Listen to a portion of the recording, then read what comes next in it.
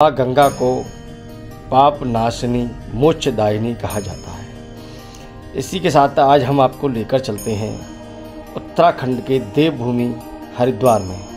हरिद्वार की सबसे खास बात यह है कि आप अक्सर तीर्थों पर जाते हैं तो तीर्थों पर आपने पुरोहितों को देखा होगा, पर आज तक आपको यह नहीं पता होगा कि तीर्थों पर पुरोहित की संरचना किस तरीके से हुई। आज इस संदर्भ में हमारे द्वारा एक हरिद्वार में हर की पौड़ी पर एक से वार्ता की गई। तो वार्ता के दौरान पुरोहितों के तीर्थों पर पहुंचने का सच जाना, और सबसे खास बात यह है कि यहाँ पर जिन पुरोहित जी से हमने वार्ता की है उन पुरोहित जी के पास देश के अलावा पाकिस्तान से भी लोग आते हैं जो कि ये यजमान हैं उनके, और पाकिस्तान से आने वाले लोगों के द्वारा भी यहाँ पर अपने पूर्वजों की जानकारी की जाती है। और इस बदलते परिवेश में युवा पीढ़ी कंप्यूटर की ओर बढ़ रही है, तो वहीं सनातन की प्राचीन पद्धति लोगों के मन में आज भी बसी हुई है। कहते हैं 100 बका 1 लिखा, और लिखने वाली बात कही जाए तो आज वो एक प्रमाण होती है लिखित बात। और आज उसी प्रमाण के साथ हरिद्वार में माँ गंगा के चरणों में नमन करते हुए हम एक पुरोहित जी से मिलने आए हैं और उनसे ये बात करेंगे इनके यहाँ बही खाते हैं किन किन प्रांतों की हैं, कहाँ से लोग आते हैं, और बही खातों को इन्होंने किस तरीके से सजो कर रखा है जिससे लोग यहाँ आकर अपनी समस्याओं के बारे में निदान की बात करते हैं और अपनी पीढ़ियों की जानकारी करते हैं। अब इस बारे में जानते हैं गुरु जी से राय कि गुरु जी इस बही खाते की पूर्वजों की श्रृंखला को आगे बढ़ाने के लिए क्या नया प्रयास कर रहे हैं। शुभ नाम क्या है? मेरा नाम पंडित सुधीर शर्मा है, सुधीर शर्मा। गुरु जी जो आपके सामने ये रखा हुआ है ये क्या कहेंगे? इसको बही खाता बोलते हैं। बही खाता, एक बही खाते में कितने लोगों को जानकारी अंकित होती है? एक बही खाते में हजारों लोगों की जानकारी, कई हजार लोगों की जानकारी खाते में निकल जाती है। इससे आप जो खा रहे हैं तो जो आप देख रहे हैं बही खाते, ये कितने वर्ष से आप इस कार्य को कर रहे हैं? मैं खुद तो इसमें 35 वर्ष से जुड़ा हूँ। 35 वर्ष। परंतु जो ये हमारे पे जो ये कार्य है ये भगवान राम के समय से तीर्थ पे कोई भी तीर्थ है हरिद्वार का, हरिद्वार क्या पूरी दुनिया में कोई भी तीर्थ है, इसमें जो पुरोहित की संरचना हुई है, जो हम लोग पुरोहित हैं हम लोगों को पुरोहित बोला जाता है, इसकी जो पुरोहित की संरचना हुई है भगवान राम के समय से। भगवान राम के समय में पुरोहित की संरचना कैसे हुई है? कैसे? भगवान राम के समय भगवान राम ने, इसकी एक छोटी सी टिप्पणी बताता हूँ आपको। भगवान राम ने जो है रावण का वध करा था, है ना, दुनिया में बनाया है। रावण ब्राह्मण था और सारस्वत ब्राह्मण था, और रावण के लिए थी भूतो न भविष्यति, ना ऐसा विद्वान हुआ और ना होगा रावण। तो भगवान राम ने क्या करा, उनको जब उन्होंने रावण का वध करा उसके बाद वो अपने घर वापस अयोध्या आए तो उनको ब्रह्महत्या का दोष लगा हुआ। भगवान राम ब्राह्मण को मारा था तो ब्रह्महत्या का दोष लगा हुआ था। तो वो जो है साधु संतों के पास गए, अपने गुरु महाराज के पास गए कि भाई ये दोष कैसे निवारण होगा। तो भगवान राम जब सारे साधुओं के पास गए, उन्होंने दोष निवारण बताया।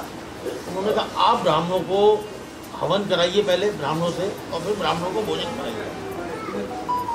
ब्राह्मणों को बुलाया, राम जी ने हवन कराया, सब ब्राह्मणों ने हवन करा, और जब भोजन की बारी आई तो उन्होंने कह दिया ब्राह्मणों ने कि भाई हम भोजन नहीं करेंगे आपके घर में, आपके ऊपर ब्रह्महत्या का दोष है, इसलिए भोजन नहीं करेंगे। राम जी को ने फिर रास्ता पूछा भाई कैसे करा जाए। तो जैसे आज जैसे हमारी संस्कृत महाविद्यालय होते हैं, उस समय भी ऐसी गुरुओं की पाठशालाएं थी। तो गुरुओं की पाठशाला से उन्होंने ब्राह्मणों के बच्चों को बुलाया और उनको भोजन कराया,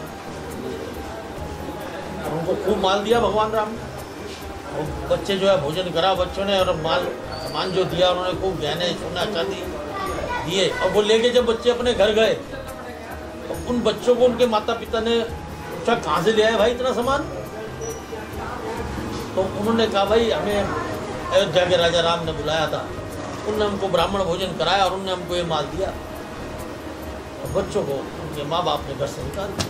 उन्होंने कहा उसको तो ब्रह्म हत्या का दोष था, तुम उसके यहाँ कैसे जीव दिया गया।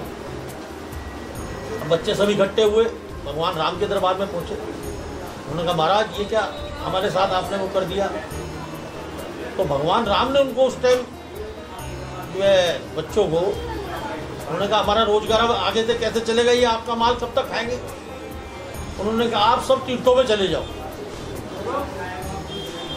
आप सब तीर्थों पे चले जाओ, जिस तीर्थ पे आप जाओगे उस तीर्थ पे ही आपकी पूजा होगी। ये ब्राह्मण जो तीर्थों पे आए जब से पुरोहित की संरचना हुई। गुरु जी आपके पास में देश के अलावा कई विदेशों का भी डाटा है, किन किन देशों के लोगों का डाटा है? मेरे पास लगभग, वैसे तो हर देश में इंडियन हर देश में रहता है, हर देश से इंडियन आता है मेरे पास। कनाडा से भी आता है, अमेरिका से भी आता है, लंदन से भी आता है, फ्रांस से भी आता है, इटली से भी आता है, सब जगह से आता है। मतलब कह सकते हैं आपका पूरे विश्व का डाटा है ये कह सकते हैं? आप कह सकते हैं जो इंडियन जहाँ भी है वह सबका। हमारा एक इंडियन ही ऐसा है जो भारतीय संस्कृति को, जो इंडिया से बाहर गए इंडिया से इंडियन बाहर चले गए, उनमें ज़्यादा श्रद्धा है। हम कहते हैं कि आज की नई पीढ़ी, युवा पीढ़ी इसको नहीं छोड़ती जा रही है, पर बाहर के लोग इसको पकड़ते जा रहे हैं।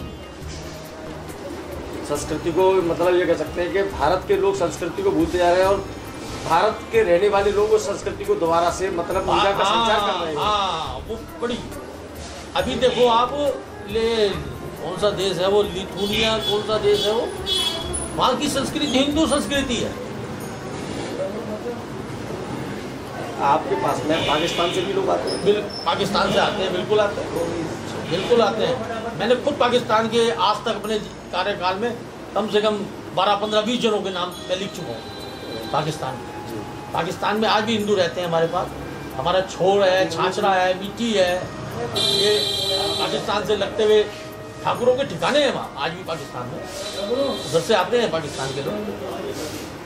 गुरु जी जैसे बदलते समय के साथ रेखाबंदी है, घड़ी खाता है, अब धीरे धीरे कंप्यूटर का युग आ रहा है, तो आने वाले समय में ये स्थान कंप्यूटर में ले पाएंगे वही? नहीं ले पाएंगे। उसका क्या रीज़न है, आखिर क्यों नहीं ले पाएंगे? मुख्य रीज़न तो यही है कि अगर जजमान को कोई 100 साल पहले की दस्तखत की जरूरत पड़ गई तो कंप्यूटर में हमने ये खाता अगर चढ़ा दिया तो वो दस्तखत भी चलो हम जैसे तैसे को कर दिया।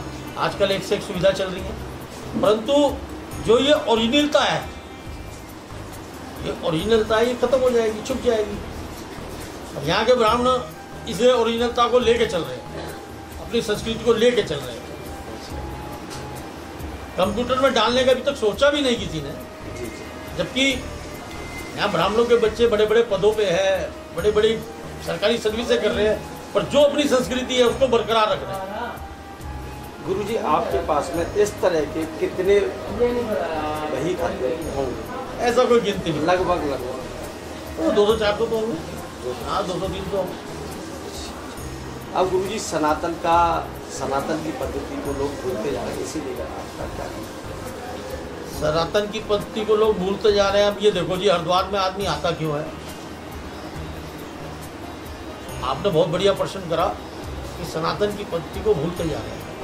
हरिद्वार में आदमी आता क्यों है? 90% आदमी या तो गंगा जी के दर्शन के लिए आता है, या उनके घर में कोई एक्सपायर हुआ हो तो उनकी अस्थियां लेके आता है।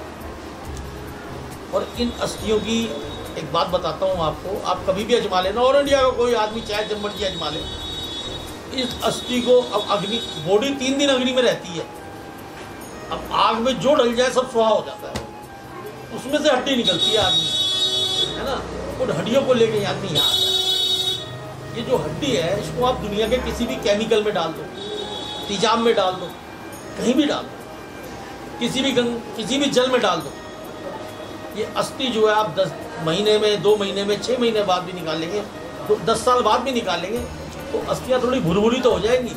आप चाहो कि बिल्कुल डैमेज हो जाए तो नहीं हो सकती।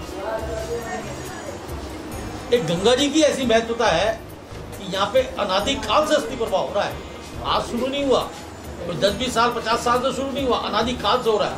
राजा भागीरथ इसको लेके आए थे गंगा जी को, तो इसी भाव से लाए थे अपने पितरों के उद्धार करने के लिए।